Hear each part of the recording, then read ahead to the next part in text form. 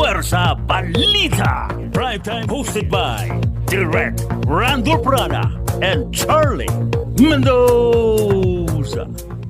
Lexwitch Eco Mobility Incorporated, builders ng 100% electric vehicle, pumatok sa mga transport cooperatives.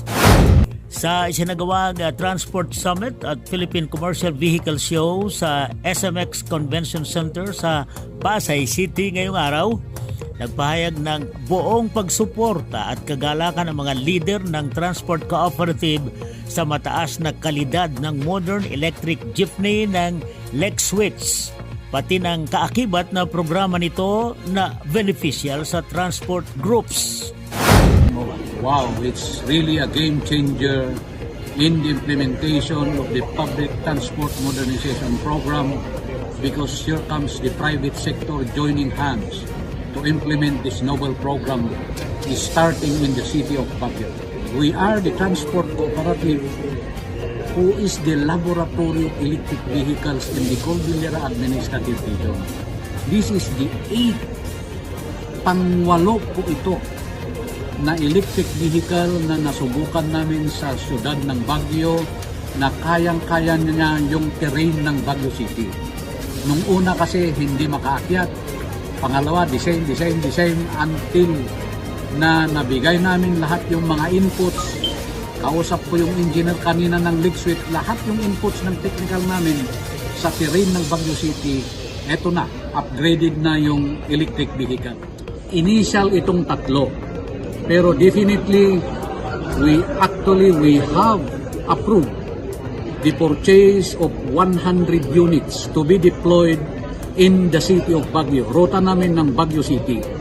And it will all follow sa lahat ng 6 na probinsya ng Cordillera Administrative Region. July 15 is the 35th anniversary of the Cordillera Administrative Region. This has been declared by the President as a special holiday for the region. So magandang event din ito na highlight ng selebrasyon ng 35th anniversary ng Cordillera Administrative Region na i-launch yung electric vehicle mismo sa siyudad ng Baguio. Lexwitch Eco Mobility Corporation is the solution ng congestion pa at saka pollution sa siyudad ng Baguio. Bibigyan niya yung mga pasahero, commuters, kahit sino man ng talagang magandang experience na sumakay sa isang electric vehicle. In fact, it is our good mayor, Benjamin Magalong, who is the marketing officer of this electric vehicle. He is the marketing officer of our cooperative because he knows that kami yung tunay na kooperatiba na talagang nagpupush sa use ng electric vehicles. In fact, we are one among the partners of the United Nations Development Program that is implementing the low carbon emission program of the United Nations Development Program. We are very, very thankful for the Bank of Makati because he took on behalf of the government banks. Siya ngayon ang tumutulong sa amin na wow, magiging realidad yung hindi maibigay ng gobyerno natin. Yan ang susi na binigay ng Bank of Makati, and we are really very, very thankful for the Bank of Makati for giving this a reality. Again, nagpapasalamat ako sa Lexwitch Eco Mobility, sa Bank of Makati, sa lahat ng partners sa tulong nyo, dahil itong minimithi ng Cordillera Basic Sectors Transport Cooperative ay mangyayari na. Sa ngayon po ay katatapos lang ng aming MOA signing with Lexwitch at lubos po kami papasalamat sa kanila. nabigyan kami ng 3 units of leak switch. 100% electric jeep, electric vehicle. Anong arrangement pagka ganun? Nabigyan kayo ng tatlong vehicle? Under po kami ng Bangkok Makati. Under ng Bangkok Makati. So meaning, itong tatlong ibinigay na vehikulo, siyempre babayaran din. Yes po, opo. Ang maganda. Within 5 years. 5 years contract. Mga magkano naman ang naging worth nun? Umabot po siya ng nasa 4 million. Bawat isa? Something opo. Bawat isa? Yes po. Alright. So sa tingin naman, kayang-kaya namang mabayaran. Kaya po kasi viable naman po yung ruta namin. At napakalaki po ng savings compare po sa diesel kasi electric, kung consume lang kami doon ng nasa 1,000 plus. Compare po sa diesel, nag-consume kami ng 3,500. So yung napaganda po ng modernization kasi unang-una sa environment natin, maging malinis compare po sa mga traditional o mga old jeepneys na talagang nagbubuga ng maraming usok. Sa ngayon po, lalo na ngayon, gumaramit lang ng electric. Talagang list po, zero emission ng electric po. Medyo napabilis yata po yung aming approval maliban sa Bangkok.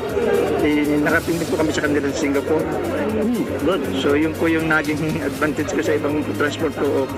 Yes po, na-road test po namin yan sa aming ruta. Talagang napaka-smooth ng kanyang takbo, napakalakas ang power. So kaya nagustuhan namin ng leak switch.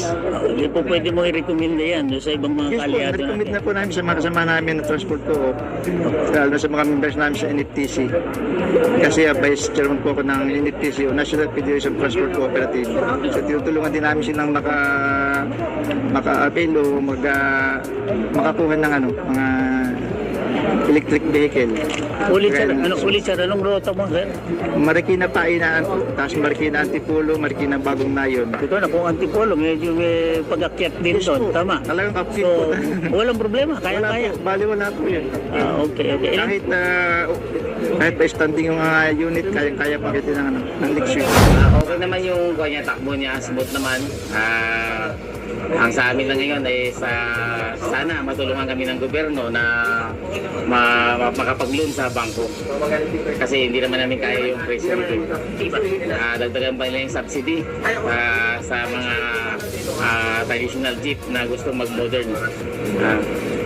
Ayun, subsidy sa palagay mo ilang porsyento ang isa-subsidize ng gobyerno? Sa akin, 30% o 30%. Mga ganun. 30% okay na. Para kasi nga, So shorter nyo ngayon 70%. yeah. Alright. Yung 70% na yun, bali ilang taon bubunuin para mabayaran? Ang sabi ng bangko, yung na-play namin is 5 years lang, 5 years to meet. 5 years. 2,900 a day. Bawat isang unit. Palagay mo kaya? Doon sa bangko Makati, yung kuha nila. Palagay mo kaya naman. Doon sa mga magagandang ruta, kaya. Pero sa mga mahinang ruta, mahirapan talaga. Yun, tama naman yung sinabi mo. So dapat aralin nila yun. Oo. Kung maganda yung ruta, okay lang. Okay lang. Hindi naman maganda ruta. Dapat babaan yung hulog sa bangko. Okay, technically, Lex Switch and Bank of Makati, we have this business partnership. So we're the ones approving their loan applications. So Bank of Makati is technically partnering with them. Whatever Yes. clients Lex Switch have, we will be the ones going to check and approve their loans. Alright. It is a transport cooperative, and I believe all Lex Switch accounts clients are more into a cooperative businesses. Well, so far everything is positive naman. Because we are again partnering with Lex Switch, everything's in order naman. That's why BMI is partnering with them. First one, Pamahawk already got approval Right. from the bank. Yes. We got to deliver. Yeah. The second one, CBSTC, is the MOA. Yeah. But with the firm affirmation that they're giving us and the assurance, we are going to deliver the first 3 units on the 15th of July to assist them with their festival celebration. And this responds your expectation. Not only this, of course, there are targets. Oh yes, we of course we hope to receive more positive response from here other than this. But what we have and we want to promise is that we will again stress that we do our best for after sales, because we understand that is a big concern here in the Philippines about after sales. We hope to deliver what we promise so that everybody is safe from operating the electric bus. My name is Charles Tan, and I'm from Singapore. I'm the founder and CEO of Lexview Group, who owns Lexview Eco Mobility in the Philippines.